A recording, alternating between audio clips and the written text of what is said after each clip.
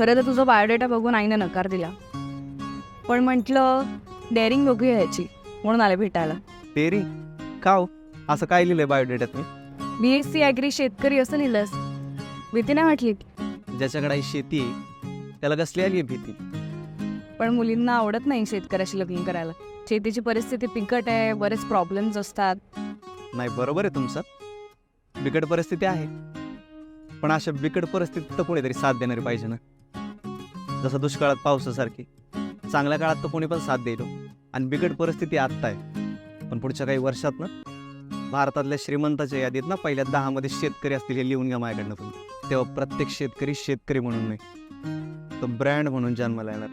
Brand. छान बोलतोयस तू हे सगळं, पण तरी सुद्धा शेतकऱ्याशी लग्न करणं मुलींना नाही आवडत रे फारसं. काही प्रॉब्लेम नाही. धन्यवाद.